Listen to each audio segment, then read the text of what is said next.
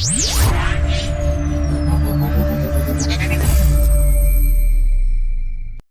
Rovers Chat YouTube channel is proudly sponsored by 6yardsout.com. They've got retro football from every era with mugs, phone cases and much more.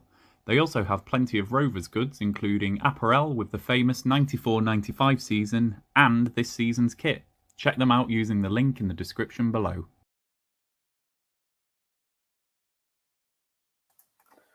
Good evening and welcome to this Rovers Chat special looking at Tony Mowbray's replacements. It was meant to be a one-off special. We're now on part 2. It's been a while since we did this. May the 3rd we recorded part 1, which is now well over a month. Since then, Tony Mowbray has left. We have seen a lot of names come and go in the fray. We now have a new director of football. We've got Greg Broughton's coming. We have a video out tomorrow morning, 9 o'clock, I think, with myself and Dan going through that appointment and what it means for the club. So keep an eye open for that. I'd say about 9 o'clock tomorrow morning. But today we're here to talk about the replacement for Tony Mowbray. So as I say, it's part 2 of a one-off special because it seems to be taking that long to appoint somebody new. Alex, I'm going to come to you in a minute. Keep calm. We're going to kind of keep you on. I've got my kind of Fitbit watch on. I feel as though I could do with putting the heartbeat monitor on you for this pod. Measuring the heart rate, yeah. Exactly, yeah. And this is going out live, and obviously the video will be on afterwards. So if you are tuning in, do drop some comments, questions in the comments, and we'll get around to those. We've got a kind of an ever-evolving list of candidates. We were going to do it based off the betting, but that seems to change on an hourly basis at the minute. So we've gone with 5, and we might mention a couple of others. So I've got with me today, Alex. How are you doing? Other than the football, quite well, actually, yeah. Really kind of busy at the moment with university and exams and things like that, but I'm kind of just getting to the end of that and looking forward to the summer and obviously seeing what the circus will throw up for us. That will be interesting, I think. So in terms of the exams, is that a welcome relief from the manager talk, or is it a bit of a kind of poison chalice? Or it provides a good distraction. It occupies enough brain space for me to not get excessively angry. Although that has been building over the last week since the exam bit has started to kind of decrease. So, yeah. Well, surely, Alex, Greg Broughton has helped you feel better. He seems like a pretty decent guy. He knows what he's talking about. And I think the key thing at the moment is just the concern about the preparation for the new season. Sure. The time scales and things that we've got now. So yeah, they're obviously my worries at the moment. But other than that, Glenn, I'm good and obviously glad to be on the show as always. Thanks for having me on. Good stuff. No, it's great to have you on. And in case I forget at the end, good luck with the exams. I'm sure all of us at Rovers Chat and all the listeners will be kind of wishing you well in those. And so, Jared, I'll come to you. Classic Northerner. What time is it over there? And what's the weather like? It's 4:08 p.m. Oh. And it is now muggy and partly sunny with big old thunderclouds rolling far away, sunshine shining. It's nice. Lovely. Yeah, nice summer day. We've had a bit of sun today. We seem to have these kind of I see that, yes. Minute, but yeah. Your window looks like a death ray on a spaceship. Well, other than the weather, how's it going? Are you enjoying the off season? Oh, I can't wait to get going again. You know, was there an off season? I'm used to American sports where you have to wait 9 months between things. Sometimes it feels like. So to have the season already be days away is, for me, it's still one of those things I never get used to. You know, it's like you never get used to the speed, especially coming off of COVID. We know everything's even more wonky than it's ever been historically. So I don't know if I really felt the reprieve, but we're here and we're ready. And I am excited about Broughton. I think that does instill me with a good amount of confidence. So yeah, ready to talk about who might be working for him. Good stuff. So yeah, we mentioned Broughton. I'll not go into any detail on that, just to not steal my own thunder from the video with Dan tomorrow. So keep an eye open for that. But coming back to the manager situation, so Mowbray's last game was just over a month ago, and that was Birmingham away. Great result. Since then, we did the first pod, and there were some names in there we were all pretty excited about. Some others we weren't too sure about. A lot of those names have come. We've kind of had those rumours that they're being appointed. So you got your Carvajal's, you got your Farks, and then next thing you know, they've gone. So you both kind of alluded to it. What is it? Next week, the players come back. It's not long till pre-season starts in terms of if I jokingly said to Alex earlier, we don't need a manager. They're not back for 7 days. We may as well save 7 days worth of wages. But it is getting kind of to a critical point, isn't it, in terms of getting somebody in. So we've got a list of names we're going to run through today. So luckily, we've got Silent Dan in the background, so I shouldn't have to mess with technology. So we should be all right. So those were the odds as of about 6 o'clock earlier, I think, unless they're a little bit more recent than that. So we've got Ronny Deila, who I'm probably pronouncing wrong. It's not Ronny Deila, as I keep seeing. Let's not be having you, not that person. So he's kind of shot up in the last few days to 5-2 kind of favourite. Ferguson's been around the favourite probably for about a week now. He did shorten to pretty much evens, and he's gone back out to threes. And then you've got, how do you pronounce it, Jared? It's Kjetil Knutsen. So he's coming to 4-1. He wasn't even in the betting until yesterday. I had a sneaky look yesterday morning, and he wasn't there. The announcement of Broughton came through. He suddenly shot up to 4-1. So there was no stealing a march on the market there. And another name that shot up is Jon Dahl Tomasson. So I'm going to show my age with Jared that we remember him playing for Newcastle. Alex has no idea who he is or what he does as a footballer. So that we'll come back to that. He's one of the names on the list. And then the last two on there, we've got Paul Warne, who we didn't talk about previously, but has obviously done a phenomenal job at Rotherham, given the kind of finances, the circumstances. And we've got Gareth Ainsworth, who is lingering around there in the odds. We talked about him extensively last time, so we possibly won't go into the same detail, but I think the last show was before the playoff final, so his circumstances have changed a little bit since then. Obviously, Wickham didn't go up. They got beat in the final off Sunderland. So we will jump into the first person. So go on, Dan, surprises. Who we're going to look at first? Ooh. Drum roll. So Duncan Ferguson. Big Let's start with the least experienced out of everybody on that list. So he's had 2 spells as caretaker of Everton. So December 2019 and January this year. He's played 5. He's won 1. He's drawn 3. He's lost 1 and has a win percentage of 20%. We don't really know what his preferred formation is because he's played 5 games. And he's probably best known for his reputation as a football hardman back in the day. I think, obviously, the infamous story of when he was burgled and he caught the burglars, and I think the burglars would have rather the police caught him. But I'll throw it open. So, Alex, I'll come to you first again. Duncan Ferguson, yeah, nay, sold, not sold. What do you think? Oh, gosh. I think it says quite a lot about our, I would call it, botched effort to find a new manager, because at the start of this process, I was horrified at the thought of Duncan Ferguson being manager, but after looking at that list of names, I'm kind of warming to the idea a little bit, which is kind of scary. It's a bit like seeing a really dodgy-looking curry and thinking, yeah, that I am not eating that, and then after 3 days, you think, looks all right now. Might give it a try. Just, what's the worst that can happen? And I think that's the situation that Rovers are in at the moment. I mean, we were told right from the start that there was a plan, that we decided not to renew MOWBRAY's contract because there was a clear plan in place to bring a replacement in. And I think what we've seen since then is that clearly there wasn't a plan, an obvious plan, a set in stone plan. And I think you've seen that even more in the last week with Broughton being brought in under the admission that it was a whirlwind 48 hours for him. So he clearly wasn't expecting to get the job. So he clearly wasn't our first choice either. So it's all a bit last minute at the moment. In terms of Duncan Ferguson, what would you be basing his appointment on? I think you'd be basing it on a very small sample of games as a caretaker manager for Everton in the Premier League. And I think the issue with that, especially when you're looking at managers that have just been caretaker, you don't get to see how they're perceived by a group of players over a longer period of time. I think often a manager can amp up a group in a 2-week period by just being a different voice, a fresh voice, often just galvanising a dressing room, whereas I think often that can be a little bit repetitive if it's done over and over again over several months. So it's much different to do a permanent job than a caretaker job. And not only that, but I actually don't think he's done particularly well in the caretaker role that he's had. He hasn't won a large percentage of those games. Now, you may say, well, they're against the big hitters in the Premier League. You're not expected to win those games. But I just think that the situation that Rovers are in at the moment, turmoil at the club, let's be honest, and losing our captain today,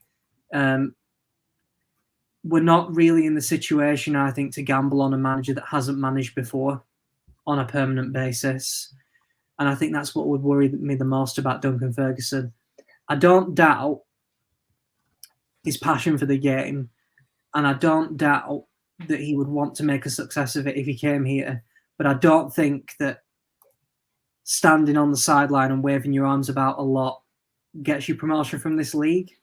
And I think we get a little bit tempted by the charismatic figures and think that that has a big impact on the results, whereas I think a lot of the best managers are charismatic and tactically very good and good man managers. You can't just wave your arms about and shout a lot and win promotion. There has to be something more behind that. And I don't know enough about Duncan Ferguson to say definitively that there is something more than that. There may well be, but I don't think we should be in the position of putting ourselves under that risk, because I think we would all agree that the worst outcome for Rovers right now is to botch this appointment and then that guy gets sacked after 3 months, because we're then in an even worse situation. So it's really important that we get this right. We get the right man in. I have a feeling that Duncan Ferguson could end in tears if he doesn't have the backing from the club, and it would be, for me, a risk too far, not one that I'd be willing to take. Yeah, I think with Ferguson, you've no sample size, have you? You've got 5 games where he's come in, and if you are a kind of temporary caretaker manager, it's easy to come in and just basically lift morale, give him a bit of oomph, bit of encouragement, bit of I'm Duncan Ferguson, remember my history, and off you go.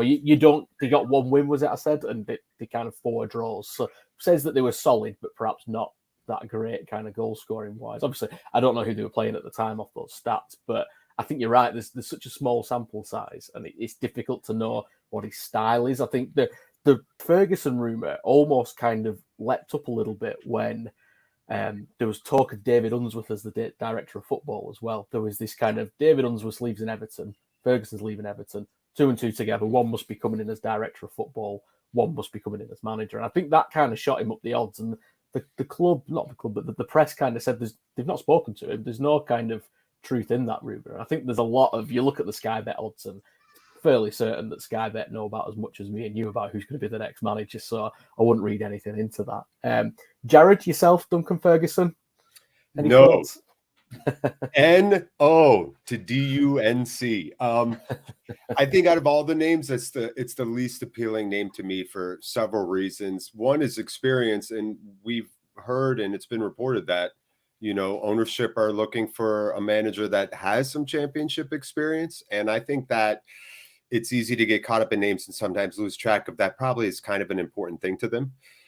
So he doesn't have that. He said he likes the 4-4-2, and he's alluded to in certain interviews and certain stuff about his tactics before. He likes kind of like the 6-6 role in that 4-4-2.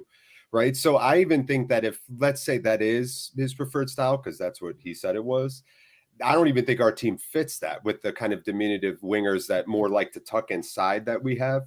So I don't even know if that is, even if it's right, I don't think that it really matches our team dynamic. So when you go with all those things, plus I think the odds thing and why we're talking about him today might be just because Carlos Ancelotti said, yeah, you should get the job, and Carlos Ancelotti says something and it moves the needle on stuff like this, I think, honestly. So I think it's probably the least likely name. And I think in a lot of ways, he's probably personally, from a tactics and from a personality standpoint, not that I don't think he's great. And being a Marine Corps veteran, I like getting yelled at. I do. I motivate it. I respond well to strong leadership. So it just depends, but outside of that, it's a no for me on Big Dunk, as big and awesome and scary as it is. And as a few people have noted in the comment section, that Dunk is not a guy you want. Can you even fire him once you hire him? So anyway, so no for me on Dunk. I think you've just summed it up perfectly with what Luke said there. If you walked into your bedroom and Big Dunk was in there with your wife, you'd tuck him in. So I think it's a good point. He's a very strong character, isn't he? Luke, I'd crawl into bed and turn on Netflix. So from the three, my view on Ferguson is I'm not a fan. I think if after some of the names that have been mentioned already this summer, your Farks, your Carvajal's, maybe some, dare I say, Nuno's, it'd be so underwhelming to get Ferguson. I know there's other names in this list that maybe would have said the same about maybe 2 weeks ago, maybe a year ago, but I think Ferguson for me would potentially be the most underwhelming of the candidates there at the minute.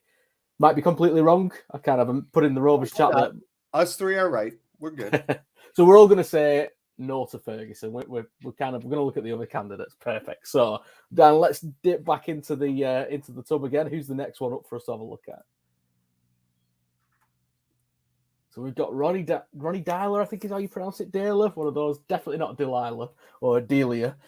So he is probably best known to Rovers fans, for his time at Celtic. So at Celtic, he won 2 Scottish Premier Leagues, Scottish League Cup. He's also managed at Strømsgodset, Vålerenga, and he's currently at New York City, or he was up until about half an hour ago, unless that's changed while we've gone live.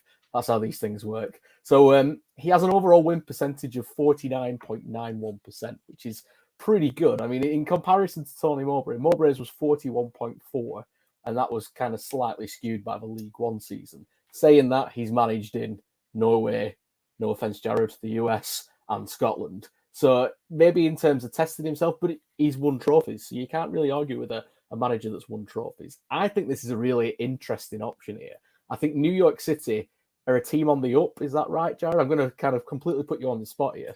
No, you're not putting me on the spot at all. New York City are definitely a club that is playing well. They have a good roster. They have real talent. They win with individual skill.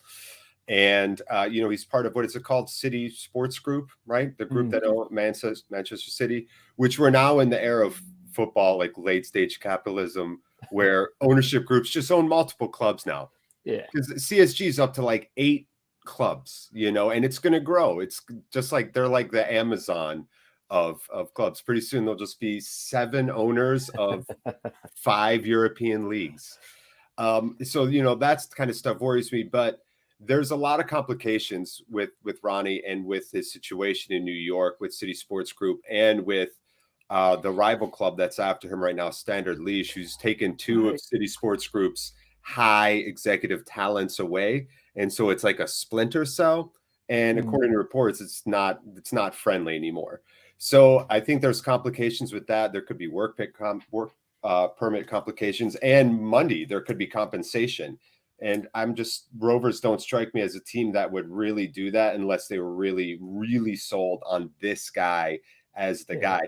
Do I think that he has that kind of potential? I actually do. I think that's why he's probably in City Sports system, and that kind of coaching school over there and learning from some good players. So New York's not a club to be messed with. They're a good MLS club for sure, and he's been doing a really good job. But the other stuff is where I have real questions about Ronny Deila.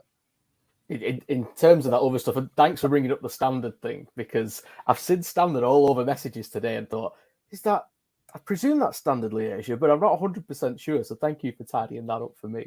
Yeah. In terms of, I'll probably come to you first, Alex, actually. In terms of his CV, then he is only 46 still, yet he's managed a phenomenal number of football matches by that age. 521 games at 46. That doesn't look right. The numbers look wrong. But you can look at his standard formation there. He's got 4-3-3, not too dissimilar to what we've played at times this season. Probably what arguably we should have played with from March onwards in the season, kind of giving it a go. But what's your thoughts on Ronny? Big Ron, as we'll call him. Big Ron and Big Doug. We're just going to put big in front of all the men. Yeah, Big Ron, Big Doug, Big Ron. Big Ron. Yeah. Big Kjetil coming up next. My initial thoughts are that obviously his experience contrasts massively with Duncan Ferguson, doesn't it? Straight off the bat.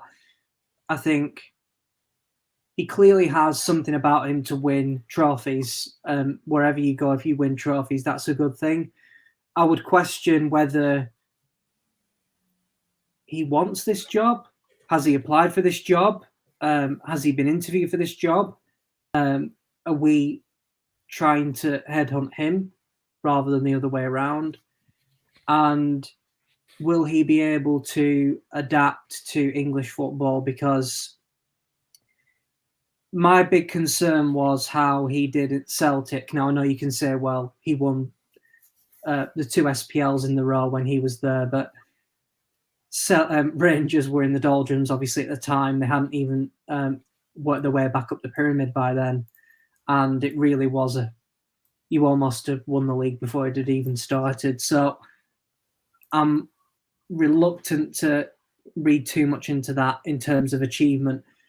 My main concern is that they brought Brendan Rodgers in after that, and he really took Celtic to a new level, and it was really deemed as a bit of a failure in Europe. Now, Tony Mowbray, our most recent manager, failed at Celtic, and many managers have, because it's a massive job with massive pressure. So, I don't define someone solely by that. I think the link, though, comes from the fact that our new director of football has worked in Norway, and seeing a lot of Norwegian managers being linked suddenly. I don't know whether this is more of a speculative link or whether it's a genuine link.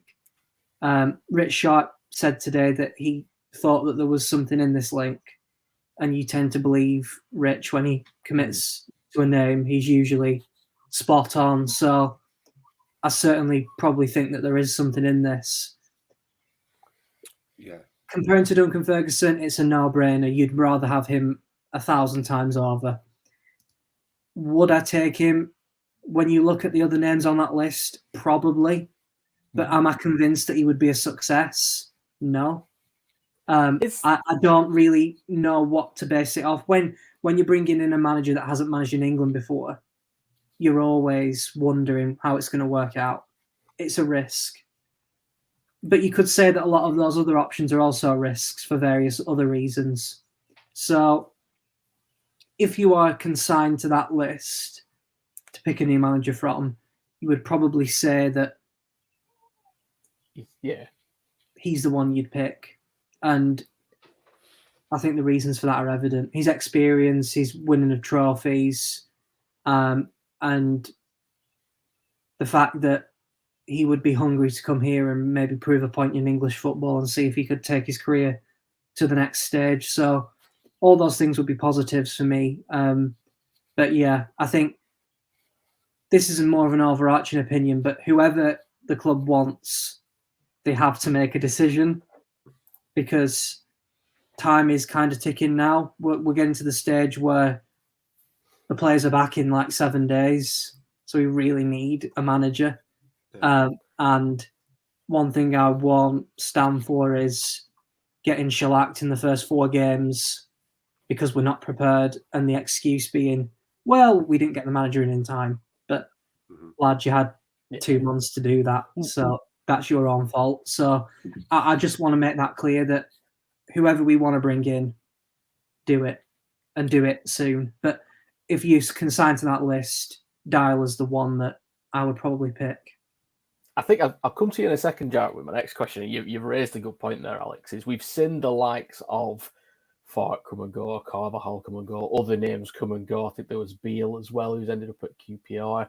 Are we at a point now, do you think, where, and I'll throw this to yourself, Jared, and feel free to jump in, Alex, is are we kind of chasing people now, as opposed to we've missed out on Carvajal, Farke, because the rumours are about the backroom staff, and then obviously he ends up going to wherever it went, which is probably a lot more money than he was going to get at Ewood. You've got Farke, who's ended up going to the Bundesliga. Can't blame him for that, but maybe if we've been a bit more ready to part with a bit of money, are we now looking at it and thinking, oh God, there's only really Deila left, but he's going to cost us $500,000 compensation. Oh, well, we've missed all these other people, we best sign this off. Do you think there's a case of that, or do you think it is a two-way kind of thing, that he does want to come and it's the club that's standing in the way?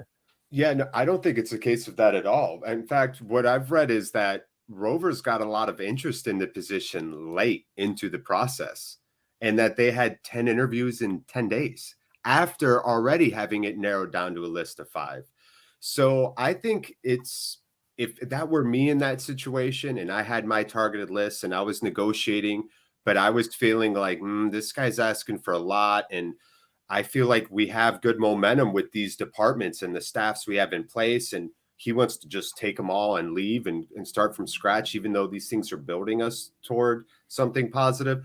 I think a lot. And then all of a sudden you're getting late interest from a lot of qualified candidates. To Pearson's point, if you're Rovers and you're getting interest and you're all of a sudden scheduling that many interviews in that many days, I think it is. I don't know if it actually is. I think it's easy, and it's tough for us because of how the season ended. I think there's just still a veneer of cynicism because we're a little bummed, and this has taken a while. And where I 100% agree is I like a vision, I like it enacted, and I like us to go get the person we wanted to get.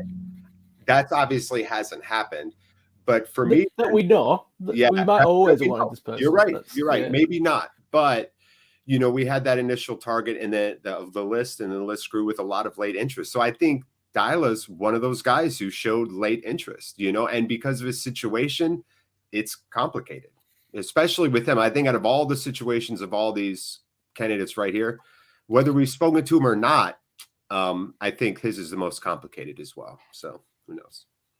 No, I completely agree. I think you're right that you start advertising a job and you get all these candidates. Suddenly you're not kind of scraping the barrel almost. You don't have to take the first option if there's quite a lot out there. Is there anything you want to add to that, Alex? Just in terms of, don't use the term scraping the barrel. I didn't mean that. I don't want to set you up with that one. But if Big Dunk hears you say that. Yes.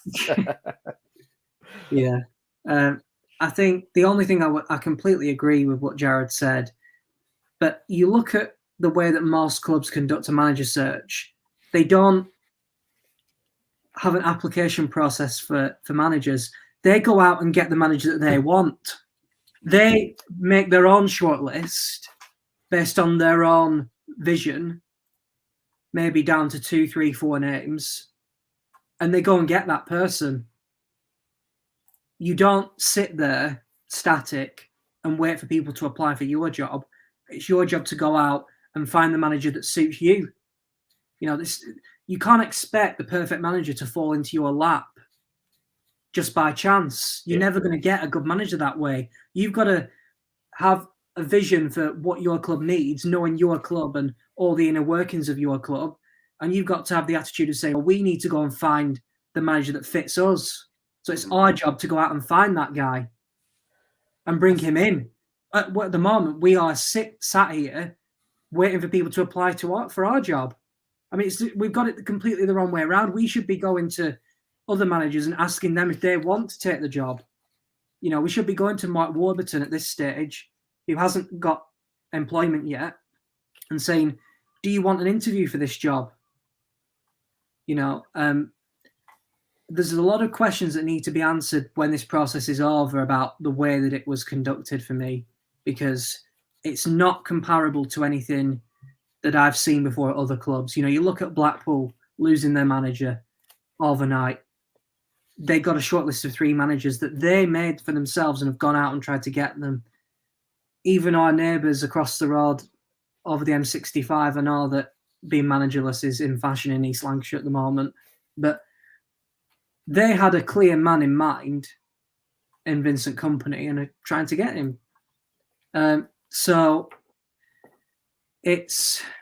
I'm so confused and disappointed about the way that the whole search has been conducted, but I don't want to labour that point too much, because the most important thing is that the guy who comes in can actually do the job at this stage. We've allowed it to drag on now. We can't reverse the mistakes that we've made.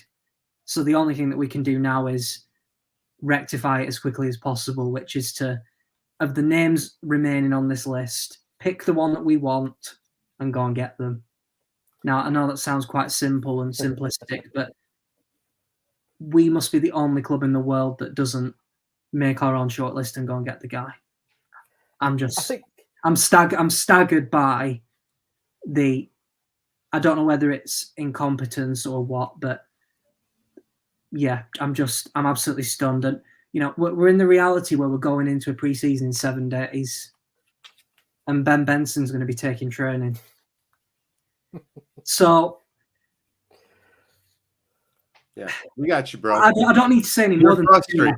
If we don't get a manager in the next 7 days, Ben Benson is taking pre-season. I think I can leave it there, and I think people can draw their own conclusion. I think, yeah, I completely agree. And all I'd add to that, Alex, is we say let's go out and get the person, but and you said this is how we want to play, this is the manager we want, but who at the club is actually dictating that philosophy? Because surely that's what Greg Broughton's been brought in to do. So that didn't make sense to me, the whole original story of, well, we're going to appoint the manager, then the director of football. Well, hold on a minute. So you're going to appoint a manager that the director of football had no say in, but then has to work with and implement a plan. That seemed backwards. So maybe there has been a kind of review of that approach. And, well, hang on, maybe we should bring in the director of football and then look at a manager. And then all of a sudden what is it, 6 weeks now since we did the original pod, 5 weeks, and then you're down that line. So I'm going to move on, or else we will never get through all the candidates we've got. All I will do is I will issue an apology to my friend, who hopefully will be watching, who said to me at the end of the season, I think Ainsworth will apply. And I ridiculed him for thinking that managers still applied for jobs. But as Alex said, that appears to be the kind of situation we're in, where we are welcoming applicants rather than going out and saying, we'll have you. But as I say, I think that could be down to who's making that decision. So I will move on. Alex, we're nearly halfway. It's all right. Dan, who've we got up next? Who's next on the list?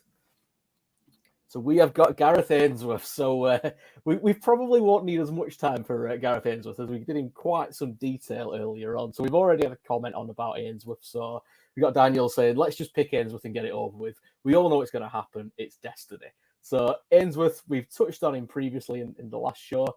Obviously, had done very well at Wycombe. He was a caretaker manager at QPR before that.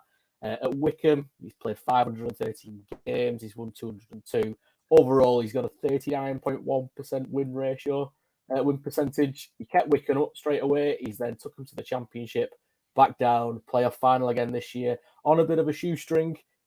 The story everyone knows, released on his 18th birthday by Don Mackay, big Rovers fan.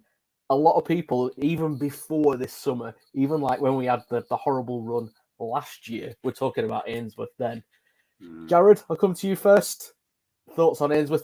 Should he still be high on the list? He's 10-1, I think he was on the list before. 10-1 feels right for me for Ainsworth. And I like 10-1 as a number for him because that's also the ratio of the amount of hair he has compared to the rest of the applicants. For every 1 inch, what do y'all say? Centimeter over there? For every 1 centimeter of hair, he's got 10 centimeters to spare. Look, I think Ainsworth has talked about the complicated answer of, do you play your system or do you fit your system to the players that you have? And while it's never a yes and no, we want the binary black or white, on or off answer to that. It's always some blend of both things. But for Ainsworth, he said over time, he brought in players to fit his system, right? So over time, if we got him, that's what he would do here with his version of the, the 4-2-3-1, which he kind of played. He also did play the 3-4-1-2 for like 12 games this year, like for about half the same amount of games he played the 4-2-3-1 in. So I don't know, I mean, he likes to use wingers in his tactics, and I don't think like Ainsworth ball, I've seen that bandied around, and I don't know if that's necessarily like the negative term that I think it is. Whenever you hear someone say that, a name of someone and then ball, it never sounds like good. It's always like kind of a half slight. So Ainsworth is not the highest name on my list either. I'd still put him probably behind everybody. And we do know he's passionate about Rovers, and I think that matters. So I would actually probably put him like second or third out of these names. And this will just, because we still have like 3 more names. We've already done this for 35 minutes. But to all of your points, and because it matters to us as Rovers fans, is how we're getting the managers, how they're coming to us. I just am pragmatic in that if you're Rovers and you're a manager, they don't have money. They can't pay you what other clubs can. And if you go there, you won't be able to pay your players what even half of the championship can pay, right? Or whatever. Like you're not just like losing out to the big fish, you're losing out to other fish like Middlesbrough, right? So I think if you're a manager, even if Rovers want you, why would you go there when this other club's giving you 3 times the budget in the same division, right? Or 3 times the budget in a division that's comparable. So it's to me, it's definitely murky about, getting your targets or whatever. But I believe that when someone loves a community and wants to be in a place and embraces what Rovers are, which is blue collar, hardworking, we're going to do it on our budget. We're going to use our academy and we're going to build this back up and get to the Prem and be sustainable in the Prem, which is the goal of the ownership, which means it's kind of our goal too, in a way. Right. So I think Ainsworth could buy into that less with more mentality. And because of his affinity for the area, could be a guy that wouldn't want to leave.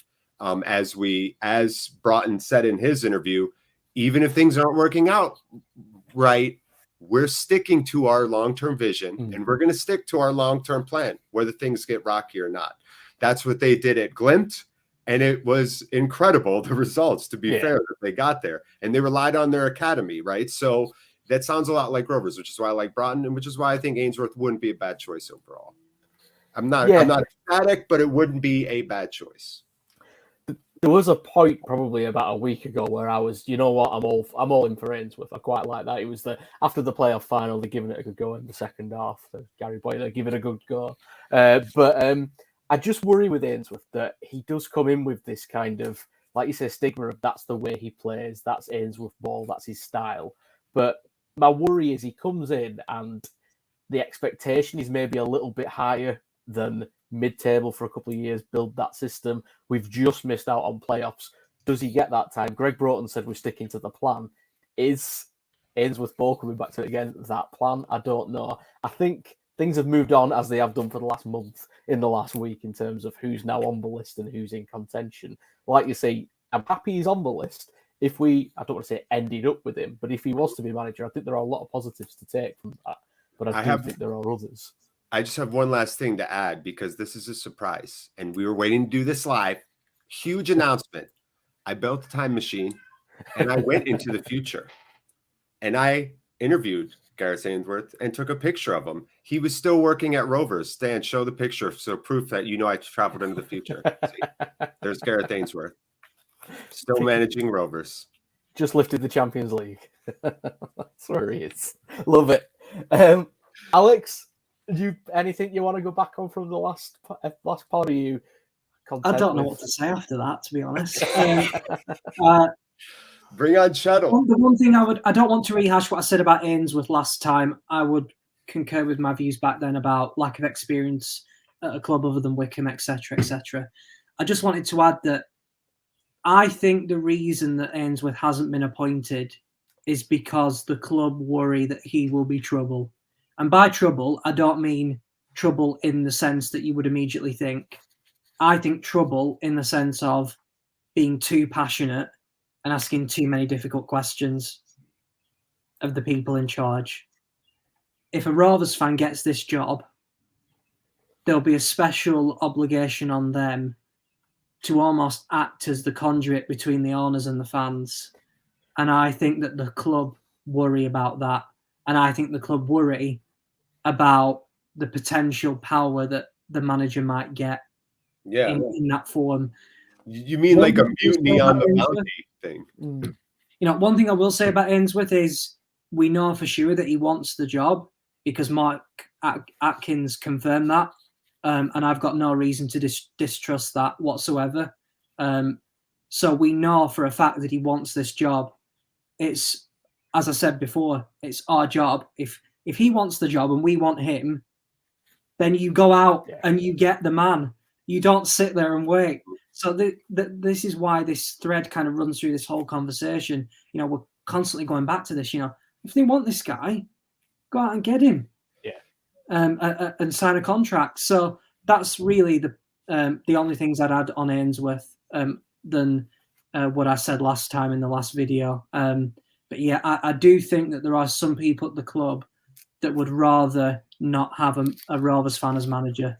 I think it's too dangerous for them. I think it would cause too many people in comfortable chairs to be uncomfortable. And I think I'll leave it there. It's very cryptic there, Alex. But I know what you're saying in terms of that, almost the power struggle, the mutiny on the bounty that Jared mentioned is. I think Mowbray kind of verged on it a little bit, didn't he? Where he was kind of, I've got the full backing of the fans, come take your shot kind of thing. I do think that maybe Broughton's been brought in to be that person. It's not the manager of the fans. I think it's kind of Broughton manager fans, but I don't know what the structure is. So we will move on. As I say, we've looked at Ainsworth before, so if you didn't see the previous video, kind of have a hop back in time to the 3rd of May on YouTube. You'll find it there and give it a watch. And most of it was a load of rubbish because everyone's gone to different clubs, but the Ainsworth bit's still relevant. So we'll move on to our next candidate. Dan, who you're going to throw up for us this time? So we've got Paul Warne. So Paul Warne, Rotherham United. So we got his preferred formation there. He joined the coaching staff at Rotherham after retiring there as a player in 2012 and was then appointed caretaker in 2016 after Kenny Jackett resigned. He's played 282 games, won 108 of those, drawn 60, lost 114. He's got a win percentage of 38.3, which is just a bit below Mowbray's, but he has had 3 promotions in 6 years. He's kind of at Rotherham. They're a club that comes up, almost stays up, goes down, but they never outspend themselves. They're always the club, when you look in the finances, that are the most sustainable out of the league, and they are competitive. So I think there's an element of the Gareth Ainsworth conversation about Paul Warne in, is he doing incredibly well with the resources he's got at Rotherham? Is he a very good manager that's just not had the right opportunity at Championship level? Because he obviously knows how to get a team out of a division, albeit League One rather than the Championship. But you can't argue with that. His win percentage isn't fantastic, but that is kind of caveated with 3 relegations. Did I say 3 relegations? Yeah, 3 promotions. So it must be 2 or 3 relegations. But they've come straight back up. So in terms of that mentality, that winning mentality, I think he's a really interesting candidate. But I do think he falls into the, do we know what he's going to be at Blackburn Rovers rather than at Rotherham United? It's a different expectation. It's a different club, a different history. So I'll come to you this time first. Jared, what do you think of Paul Warne? I think I'm reading the comments and many people are yelling no, as if their pet just got thrown out a window. Look at Steve's reaction. For anyone who doesn't know, Naive Steve is like a Yoda. He's like a calm veteran. And for him to react that way is something to at least take note of.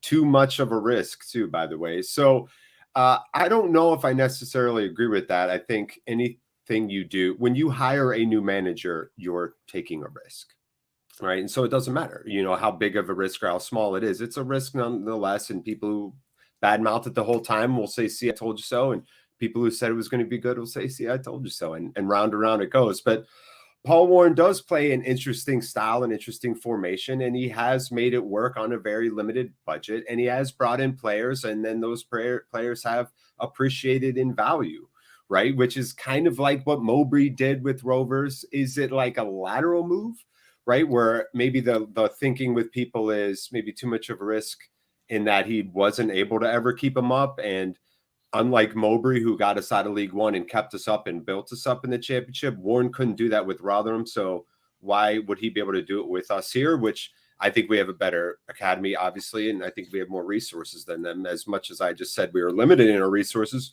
we have more than them. So yeah, so a 3-5-2, and he kind of switched to a 3-1-4-2 midway through the season. He kind of dropped that center midfielder back a little bit.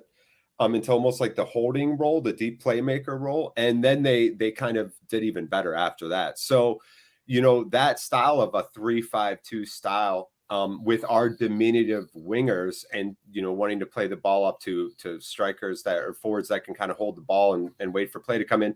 I'm not so sure how young, like guys like Marconde fit into that, or Tyree Stolen fit into that, unless you're putting him up front and playing small or putting him in that 10 role, which I would presume Dak would be if he's healthy. So I have some questions about, like, maybe we'd go out and get some guys. I think Paul Warne might be the guy that brings in a couple of his own guys from maybe even Rotherham that he thinks could make the jump in the Championship, like Wes Harding and Ben Wiles. Those are the 2 names I'll throw at you, that if it's Warne, those would be the 2 names I would watch: right back Wes Harding and midfielder Ben Wiles, as guys that maybe could make it in the Championship and do okay, that are kind of his guys. So, we'll see what happens with Warne. I think this is one of the names where it just doesn't move the dial for me much, but I could see it be, this is a total Rovers move, I guess is my point. It doesn't move the dial for me, but this feels like a Venky Steve Waggett move, Paul Warne. So. Yeah, I think he's kind of come out and said that there's not. He's arguably said there's no truth in the rumours. It's nice to be wanted type thing, but no one's contacted him. I think he's one of those managers that, as a Rovers fan, if you saw another club appoint him from the position we're in, so let's say, for example, let's go QPR. I know they've appointed somebody else. You go, that's an interesting appointment. Let's see how that works out. But do we want to be that club that has to see how that works out? It's one of those. If it works out brilliant, it's a fantastic appointment. It's an absolute genius stroke. If it doesn't, like you said before, I could have told you that 2 years ago before this happened. And to Alex's point, if that's the mindset, like, let's try this guy out after 14 other names. Well, let's just try this guy.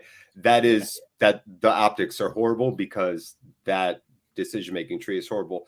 But just to come back real quick, we never said this about Broughton. Hiring the director of football, then the manager, was the smart decision. And even if Rovers were about to make the not smart decision and they stopped and recorrected mid-search, I don't care that they almost made the wrong decision. Yeah. I'm impressed that they switched and built it the correct way. Director of football, then manager. I think Broughton should have input into that, and I think he will have input into that, especially with how much they're clearly going to want to keep the academy as the main pipeline of minutes played on this team. I have no doubt in my mind about that. So I think Broughton wants a guy that understands that too.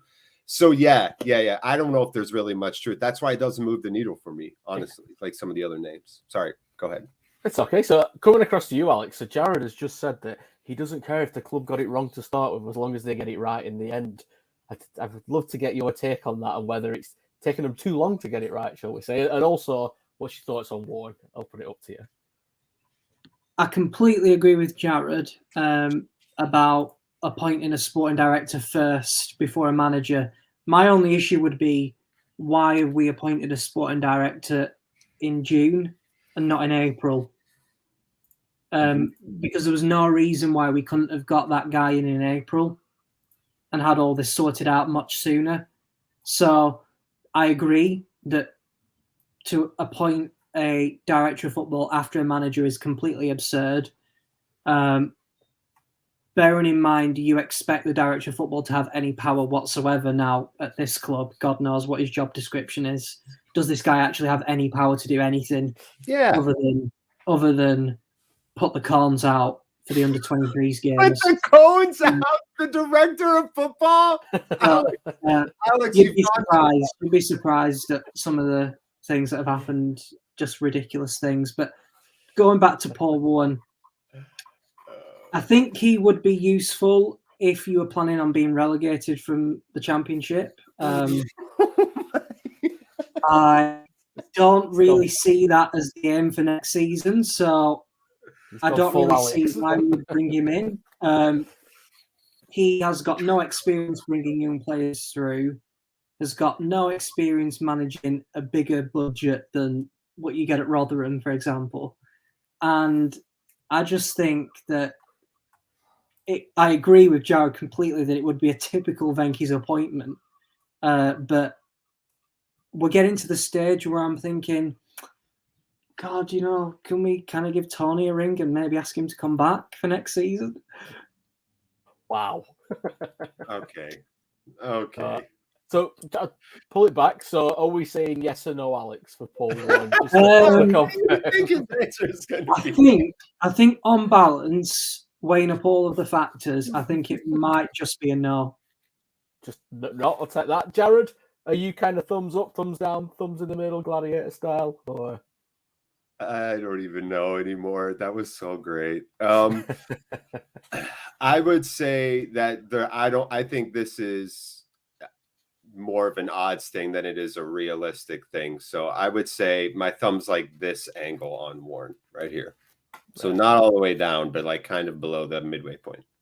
I go with the same. I think if he's appointed, I'd say if whoever's appointed, we're going to get behind him. I just think in terms of what's the phrase? Expectations were low, but oh god, the old mem. I'm not sure. I think that's a disservice to him. I think he's done well on a limited kind of budget. I agree. That's why I think it's not that bad for me, honestly. Yeah. If it had to happen, I wouldn't be the end of the world. Is probably what I'd say. There are worse candidates on that list, which I have next to me, which I haven't dived into the 40 or 50 to 1ers, but maybe I'll do that later. So that's quite scary.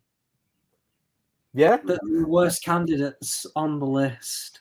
Oh, who do you want to pick off here? Quite a scary statement to make, although I would have to agree, actually, on balance. Let's see who we got on here. Mark Venus, he's on there, 40-1. Yeah. Stuart Pearce, I know his name was mentioned a while ago, and all I can think of with Stuart Pearce is he played David James up front and left a striker on the bench. It's a no from me, Jeff. So, well, I'll maybe come back to those odds a little bit later. Let's move on to the next one, conscious of time. So, do you want to throw up who we've got next, Dan? So, we have got Kjetil Knutsen. Have I pronounced that right, Jared? Bingo. So, I can't say Kjetil without thinking of Steve Kjetil, who, for some of our older viewers, may remember from the Nottingham Forest days in the 90s. Topical, Forest just got promoted. So I would say, I said on the video that's out tomorrow that I don't profess to be a football hipster that knows everything about Norwegian football. But what I will say is I am a bit of a degenerate gambler. I do like a flutter. And Bodo Glimt were always a team that would score goals. And I remember a couple of seasons ago, they played Rosenborg maybe early in the season. I think they were 4-0 up at half-time or something. And Rosenborg are obviously the big side in Norway. And I thought, this could be a team to watch. And you kind of look at them, they've gone from strength to strength. I mean, if you look at his stats there, he's played 165, won 91, drawn 44, lost 30. His win percentage of 55.15%. Yes, it is Norway. He's only managed 3 other teams other than that, who were all, I believe, in the kind of lower divisions in Norway. But he's done a fantastic job at Bodo Glimt. He beat Roma twice. That's Jose Mourinho. I believe he knocked Celtic out of the Champions League. So I've seen a lot of people saying the same about kind of Greg Broughton. Oh, it's a tin pot league, is Norway. Yes, but to be successful or relatively successful in Europe from Norway is no small feat. You have to be pretty good for that. So for me, if we'd have opened the market the minute Tony Mowbray left and that man was at the top of it, I would be instantly excited about that appointment. And I think the appointment of him potentially with Greg Broughton, there's rumours that maybe they don't get on as well as people think they do, but the success is on the field, what they've done as a club in terms of kind of where he's taken them. I actually got the stats for Greg Broughton yesterday about what he's done. So this is a bit of a repeat, anybody that's watching the other video tomorrow. So 17-18, they won the kind of second division in Norway. 18-19, they finished 11th in the top division. 19-20, they finished second. 2021, they won it. So that's a pretty meteoric rise through that kind of managerial kind of setup. So for me, I absolutely, it's got me purring as that kind of potential appointment. And I'm basing that a lot on kind of the Bodo Glimt stuff because that's all there is to go off. But I think that would be a really, really exciting appointment. Something a little bit left field and something I could definitely get behind. So I'll come to you first this time, Alex. I know you're not potentially a fan of the standard of football in Norway, but I think certainly you would look at that and think, gosh, well, they must have something correct in the structure at that football club for that to happen. That's the first thing you would say. And then in addition to that, you'd say that the achievements in the European competitions indicate that there may be something going on more than just a Norwegian, very kind of basic achievement there. So that does make you pause for thought and think, oh, are they much better than we think? So that's certainly forefront in my mind.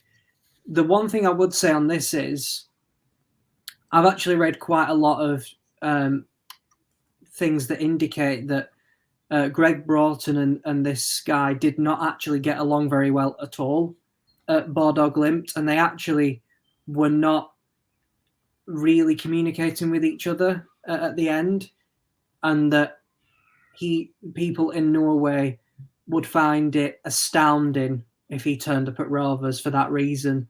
So that made me pause for thought and think, gosh, do these people actually get along anyway? And will he be looking to bring him in? On that basis, you'd have to say it's probably unlikely to happen.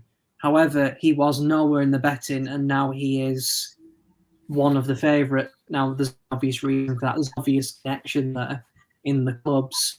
But I don't think that these two actually get along very well at all. And I could be proven wrong on this over time, but I can't see that one happening. It's one that I would probably put alongside Deila, but above like the likes of Ferguson and Warne, but maybe not at the very top of my list, but certainly an interesting name and one which I wouldn't be completely opposed to if it happened. I'm more in the camp of thinking this probably won't happen for those reasons that I've spoken about. Yeah, I think you're right. If you're a manager who's kind of done that well in Europe, we're a few steps away from Europe, let's be kind of brutally honest. Is it a step down? Yes, it's no way to English Championship is a step up, but it's a step down in terms of Europe. I don't think if he was to stay at Bodo Glimt, he would be there that much longer without a bigger club.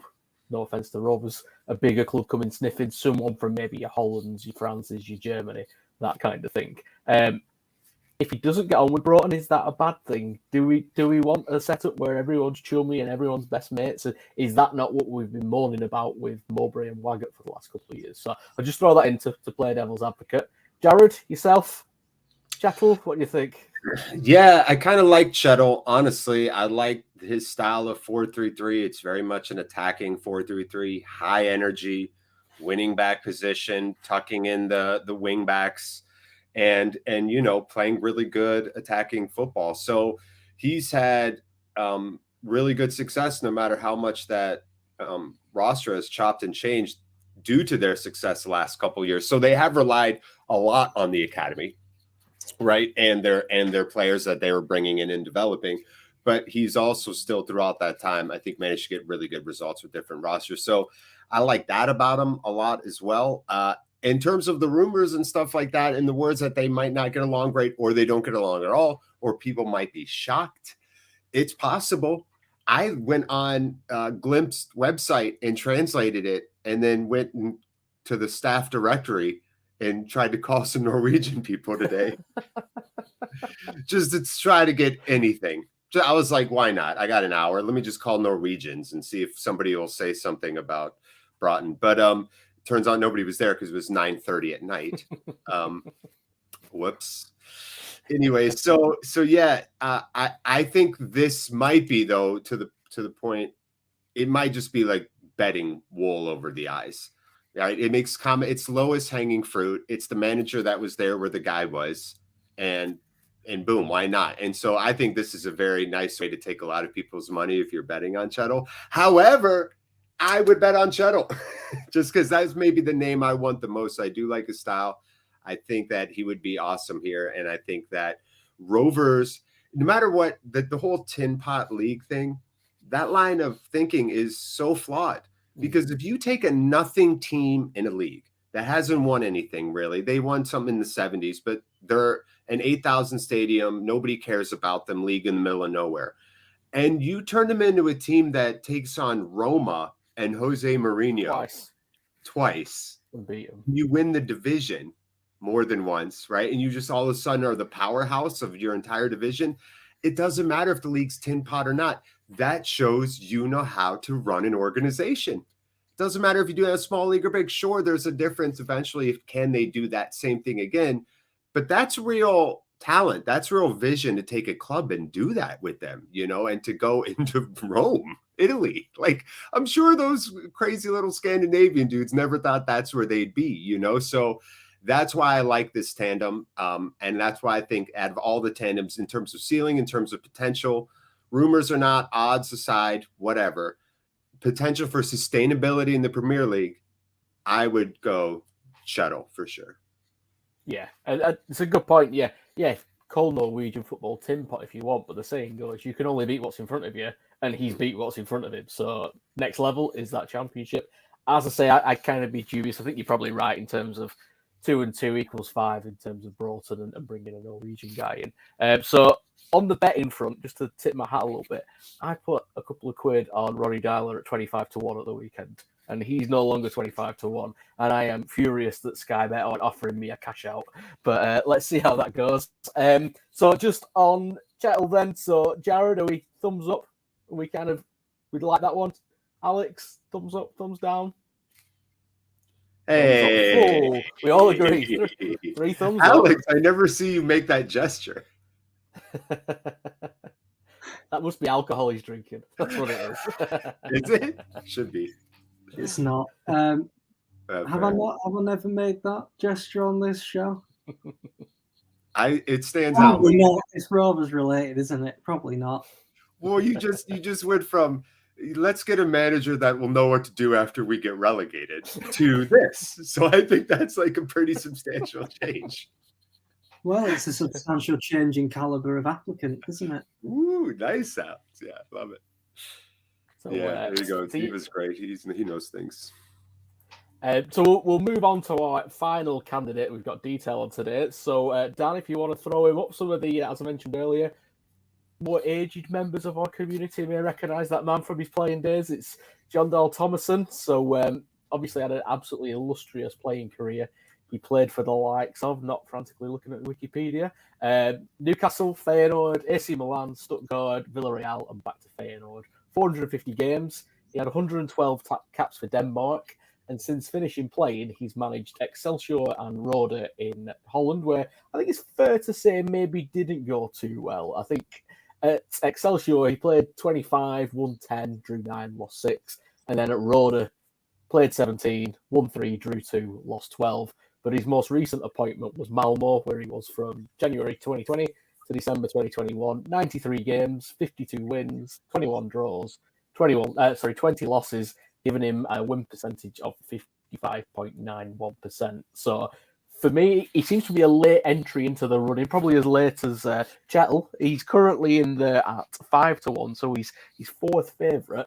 He's a bit of a name out of nowhere. I couldn't tell you anything about his style, so I'm hoping Danny's going to throw up the graphics of his favoured formation and his history, put him on the spot there. He'll do it when he's ready. He'll do it in a minute. We haven't got any, so it's that last minute we don't have any. So, Jon Dahl Tomasson, I have nothing to go off of a manager other than his time at Malmö. I don't know why he left in December. I have a feeling their league will be a summer league, won't it, in Sweden? So I don't think that's the reason why. But any thoughts on that? As I say, he's a bit of a latecomer to the party. But yeah, I mean, he plays a 4-2-3-1, right? So that's something the Rovers played in the past before. That's something with our diminutive wingers that like to tuck inside, I think would work for us. I don't have a lot on him either. I know that at Malmö, he built it more of an international roster, right? So I don't think it was the Malmö pipeline wasn't what he was relying on during those 93 games. I think if you look at who he brought in, his roster had some real international kind of flair to it. So, and the first thing I wrote down on my little notepad here is dreamy eyes. That was the first thing I wrote down about Jon Dahl Tomasson, dreamy eyes. So yeah, and again, he's been out of work since December, and you have to wonder why a candidate who's been out of work since December and is still out of work after a pretty turbulent manager cycle, right? Why wasn't this guy hired by any of these other clubs? So those are the questions I have for this late edition dreamy-eyed wild card, who definitely has quite the resume. Could he have been one of those late applicants that came in and Rovers did 10 interviews in about 10 days? That's very possible. Maybe he just stared at them with those eyes long enough and Venky's were like, maybe we hire him. Do you guys want to hire him? That's very possible. That's all that happened here. So that's all I have on Jon Dahl. So just looking at his kind of history there. So his time at Malmö, he did win the Allsvenskan twice, 2 years in a row, and then he left. So in terms of success, that's pretty good going. Coming in after the kind of not so brilliant time in Holland, he's come across obviously probably a lesser standard of a league, but he's obviously built his reputation up there. And but as I say, I don't know why he left Malmö. So Alex, over to you. And while I will quickly have a look why he left Malmö, while you're kind of giving us your opinion on him. I think if you're at Malmö in Sweden, you have to win the league. I don't think there's any other option. It's a prerequisite for getting the job. You have to win the league or you're gone. If you do not win the league, you are out. So they're sitting 8th right now, by the way. Exactly. I know that they've had troubles recently, but historically, Malmö have always been the biggest club in that league. Historically in Europe have been at a very decent side. particularly quite a while back. But my issue with this is I have had a quick look at some of the clubs that he's managed. They're not very high caliber, and I would say that 55% win rate at Malmo doesn't strike me as particularly good, actually. If a Celtic manager had that sort of win rate, you would be expecting them to get the sack, purely because of the quality of the league and the size of the club in that league. So I'd be interested to hear from Glenn if he can find the reason why the reason was that he did leave Malmo in the end. But I would probably conclude by saying that this is one that sounds like, as Jared said, a kind of last-minute desperado candidate for the job, and not one that I would be overly keen on, if I'm being completely honest with you. I don't really think we'll win off very much if we bring him in. I don't really think we've got exactly. I could win 50% with Malmo, but yeah, in all seriousness, not one that I would be looking to bring in. Yeah, there's nothing on there about why he left, which is, I don't know if that's a good thing or a bad thing. He's not obviously had a major bust up or anything. Maybe he left with the hope of a kind of.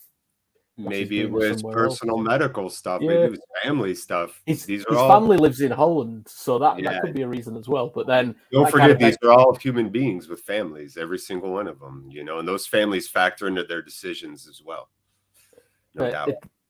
I completely agree, and that is important. It raises the question to me of, is England to Holland any easier than Sweden to Holland? I know transport-wise it probably is, but in this day and age, maybe not. I do have an interesting stat. He shares my birthday. I didn't know that before. Not the same age. I'm sure you'd all be thinking I would be much younger. But yeah, shares a birthday, and someone's already put it in the chat. So I was going to say, who else has managed Rovers after managing Malmo? So I'll throw it open to Alex, and she's giving it away now. Alex and Jared. Who else has managed Malmo and managed Rovers? I think it might be Hodgson. It was Roy Hodgson. Thanks, Dan. I don't answer these questions. You've stolen my thunder there. So I know he got you. Beat you under the gun there. So Dan's just popped in the chat there that he just stepped down. There was no reason other than he just stepped down. So you're at the top, finish at the top, so to speak, for them. So that's Jon Dahl Tomasson. I'm kind of a. Would it be the best? Maybe not the worst. Yeah, there's others on that list that I'd rather see as manager before him. But in terms of a different appointment, which I do seem to be saying quite a bit, I wouldn't be against it. Alex, for or against, or any more hyperbole? This is one that I probably wouldn't be in favour of, if I'm being honest. I don't think I need to add to that. No, that's fair enough. I think we've talked about through that. Jared, yourself? One interesting thing about Kjetil and Glimt right now, they are on a very bad run of form. And that could be due to a lot of things. They've won like one match in 7 or something like that. And for that team, that's not good. And maybe there's just Broughton leaving a little unease. Maybe there's rumors swirling at Glimt that other people are leaving too, right? Who knows? Who knows why that run of poor form is going on, but it is noteworthy in that it's happening right now. Yeah.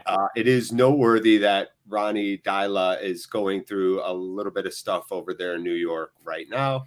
And it is noteworthy that Jon Dahl has just come out of nowhere. I think he was one of those names at the end as well that actually did get an interview. So, and we all know Ainsworth, like the sad girl next door or anyone, whatever. I don't even genderize it, who like has always had a crush on you, but you've always ignored and will always date you if you turn around and feel so inclined. Right. So Ainsworth is there too. So yeah, that would be how I would summarize it all. No on Big Dunk. I don't think Warne has much to it at all, but Kjetil, Deila, the interesting names, Jan Paul, the wild card, and Ainsworth, the safe to the prom. So you kind of stole my thunder there a bit, Jared. So I was going to finish with asking you guys. I'm going to put you on the spot. Out of the guys we've gone through tonight, who are you picking? So Jared, who are you picking out of those guys we've been through? If you had to pick one. Fine, I'll pick Kjetil. I love saying his name too. Alex, who would you pick out of those, or are you still thinking, let's hope there's more interviews to come? Not more interviews, for God's sake. Of the names that we've discussed tonight, Deila. But I'd finish by saying, Rovers, pick the guy that you want to be manager and go out and get them, please. It's Be just decisive. we're at the place now where it's getting to the lunacy stage where you're getting these names crop up. What we need to happen now is for the club to decide who the hell they want as manager, and for them to actually act on that. And until they do so, we're going to be in this situation, I think. So we need the club to commit to something and go for it now. Yep, I think I'd probably, obviously I've got money on Deila, so I'm going to say that. I would have been all for that, but then the kind of Kjetil thing is, I really like the idea of that. And I remember thinking earlier in the summer that would be kind of, if you could pick any kind of scenario, I would have quite liked us to go for him. So I'm hosting. I'm going to split my decision 50-50. Either of those two guys, I'd be happy. Now I've said it, I'm leaning towards Kjetil probably more than Deila. So just to finish off with a couple of comments in there, let's not forget that Alan Pardew's still out there, so we could see his little dancing at Wembley that he did before he then went on to lose the final. Palace fans love Pardew, Newcastle fans not so much. Might be something to do with the 6-year contract he got while he was there. We've got, just to dive in a couple of the comments before we finish. Rovers aren't going to get to the Premiership on the cheap. That said, I think we do need a different strategy, so we don't have money to spend. So maybe the way forward is through youth, through that kind of slightly curveball approach to things. I think this hits the nail on the head from Naive Steve. So we're still no closer to deciding there. We've no idea. Wayne Duckett's been very negative in his assessment of it, with Venky's running the show. I'm sure they'll mess it up. What I will say is I think they have got that director of football appointment right. So I am going to give them a tick in the box for that. We've had Sean on from Dublin, Ireland. Great to have you on, Sean. Thank you very much for joining us. And I can't finish without showing this. Anybody who's a fan of Soccer AM, mega nuts. Big old Brad Bobley, is it, of Soccer AM? You may not have seen it, Jared, but you remember Bob Bradley, the American coach? Of course. They created a character called Brad Bobley, and all he was obsessed with was Megnuts, and he basically just Megnut people on the show and shout, Megnuts! So, got to put that up there. It's an old one, but I still watch Soccer. I love that. Love a good US reference, man. So we'll wrap it up there. Thank you, everybody, for joining us. We hope you have enjoyed our quick tour through the current candidates. I'm hoping for Alex's sake, this is the last part of this kind of, I don't want to say trilogy. We don't want a part 3. We want this all done over the line as soon as possible. Somebody in position by the time the players come back, if not before. And just to echo what Alex has said previously, I think the time is now to kind of go and pick somebody and go and off. If they want Compo and it's reasonable, go pay it, because we're at that point now. We don't want players coming back without a manager. So thank you, Alex. Thank you, Jared, for joining me. Alex, I think, how's the heart rate? You feeling all right? It's just stayed at like a steady 110 for the whole period of the. Is that since April? Alex has the cardio system of a 78-year-old man. Hey, I just wanted to say too, real quick, everybody that came in chat, awesome to have you all in here. Make sure to hit like and leave a comment on who you want or who you think, and then it will be on YouTube in perpetuity, and then everybody can thumbs up it because you could say I told you so. So leave some comments in the video after we're done going live. It really helps the algorithm. Yeah, and I just wanted to say thank you very much, Glenn, for having me on. I always enjoy, obviously, doing these videos. It's very good to talk about all the issues at the club and things like that. So, as always, very grateful to be on, and thank you for everyone for interacting with us. I've seen all the comments coming through, and we've had a lot. So, I think the appetite for a manager is shared, I think, between us and the fans more generally. So, yep. Just once again, thank you very much, everybody. Good stuff. It's a pleasure, as always, to have you on, Alex. Jared, thank you, as always, from your view. You're a company man. You've done all my spiel at the end about comments, subscribing and liking. What have you got planned for the rest of the day? What is it, about 5 o'clock over there now? Yeah, I know. I was just so excited to see some watch along people in here. I miss them. Yeah, man, I got plenty to do today. Plenty to do, boys. So everybody have a good one out there. I really appreciate the time, Glenn, for sure. Well, thank you for joining us. And I'll just leave us with a very positive message to finish. And this has come from David. So I reckon there are big moves behind the scenes, which is why it's taking ages. So what if there is, might be for the best. So let's trust the process. Let's hope that good things come to those who wait. And on that note, I'll leave you. And yeah, don't forget to watch the video in the morning as well on Greg Broughton. Hope we've gone through a lot of Bodo Glimt stuff tonight. There's a bit more in there. So thank you, everybody, for joining us. Hit the like button, hit the subscribe, and we will see you soon. Thank you.